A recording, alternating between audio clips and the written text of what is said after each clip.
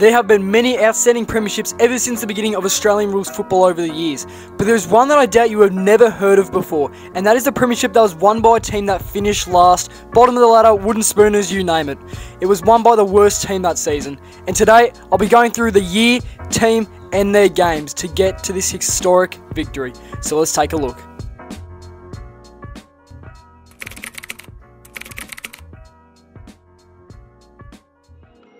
The year was 1916, and at the time World War I was still happening, and the year of 1916 was also the peak of World War I. And from that case, majority of VFL clubs were struggling to field teams that season, with many pulling out just before the beginning of the season. The number of clubs competing in the VFL competition at the time was down to just 4 clubs, which indeed was an all-time low for VFL AFL football. The clubs competing in the 1916 season would be none other than the Carlton Blues, Collingwood Magpies, Fitzroy Lions and Richmond Tigers. Now you're probably thinking right now, well, to finish last and win a flag from a 4-team competition, that's not really interesting yet a great achievement, but more will be explained onwards. In the last season, 1915, there were 9 clubs competing, and the flag was indeed won by Carlton, who were also competing in this memorable 1916 season. 5 clubs, Essendon, Geelong, Melbourne, Richmond, South Melbourne and St Kilda, all could not field a team in the season due to player numbers. The season would run for just 12 rounds, with each team playing each other 4 times. Now, as well as another thing you're probably wondering is what team was it that won a premiership in 1916 finishing last, and it was indeed the Fitzroy Football Club, who the season before did really well finishing 3rd, also making the grand final, but then was knocked off by the Carlton Blues by 16 points. The Lions would have went into the 1916 season feeling very confident after making the grand final last year. Although they didn't win it, they would have went in with full confidence. Round 1 saw a grand final rematch between Fitzroy and Carlton at Princes Park. Carlton were red hot favourites going into this, seeing as they were last year's premiers, but in a shock twist, the Lions got a really hard fought and close 4-point victory over Carlton.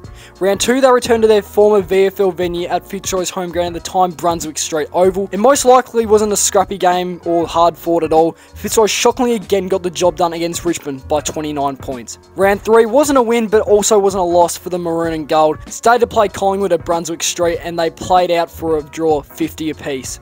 But when you're thinking about Fitzroy doing really good right now, things got worse for them right after that, losing 9 consecutive games.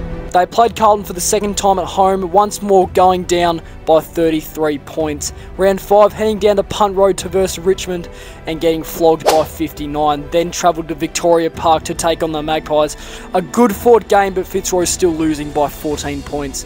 Round 7, returned home and took on Carlton for the 3rd time now and lost by just 4 points, less than they did versing them last time, and that was 29 points to be exact. The week after was a 10-point loss to the Tigers at Punt Road again. They got really close, however, in round 9 to the likes of Collingwood and lost by just 1 point at Victoria Park. And then in that order again, versing the teams again for the final time, a 19-point loss to Carlton, another 10-point loss to Richmond, and then an 18-point loss to Collingwood. And at the end of the 1916 VFL season, the ladder looked like this. Carlton finishing on top with a record of 10 wins and 2 losses, one of those being to Fitzroy. Collingwood second with 6 wins, 5 losses and a draw. Richmond finishing a win and a half behind the Pies in 3rd, 5 wins and 7 losses. And then the team of this story, Fitzroy, a shocking 2 wins, 9 losses and a draw. But luckily for them, back then, the finals format was the top 4 play in finals. They did not change it for the sake of there only being 4 clubs competing. They kept the 4-team finals, which means all teams can play finals, even finishing last.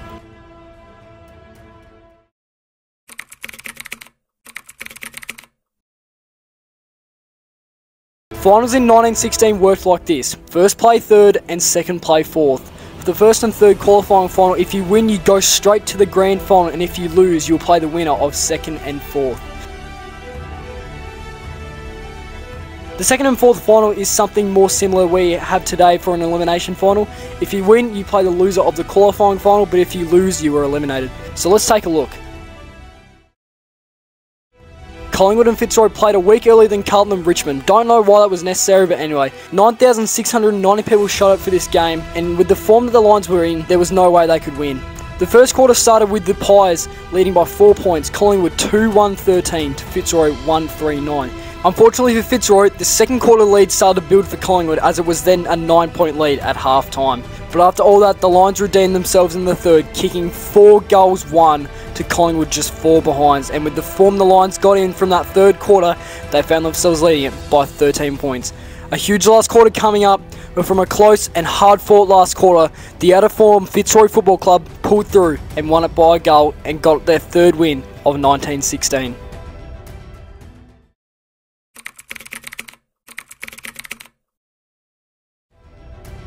If Carlton were to beat Richmond, the Tigers would be eliminated. But if Carlton then beat Fitzroy the week after, Carlton would ultimately become premiers. However, if Richmond were to beat Carlton, the Blues would get a second chance and then they would play what should be Fitzroy.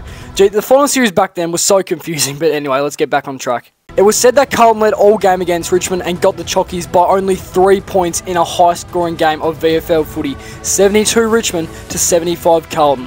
And then it was set, first versus fourth, in a grand final. What could possibly go wrong? If Carlton win, they're premiers. If Fitzroy win, they play Carlton again next week in the official grand final.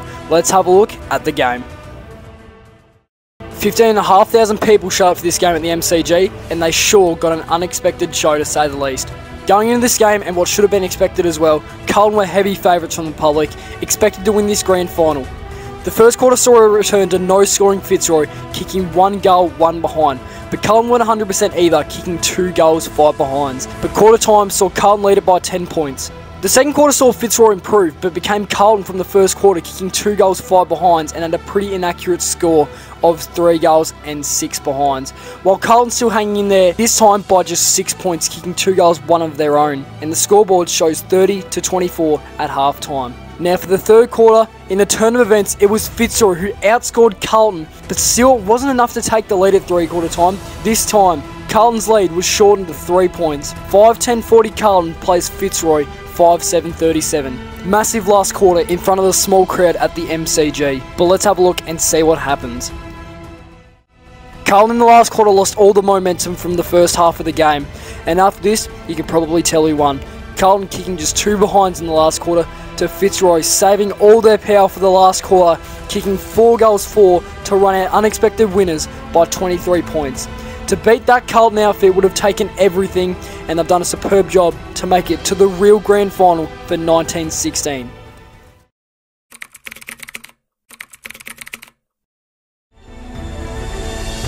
"21,130 people went to this game, and they sure weren't disappointed. Fitzroy's entire season now sits at 4 wins, 1 draw and 9 losses. And Carlton's now is 11 wins and 3 losses. It's Fitzroy that have beaten them twice now. But without further ado, one of the biggest upsets in VFL AFL Grand Final history.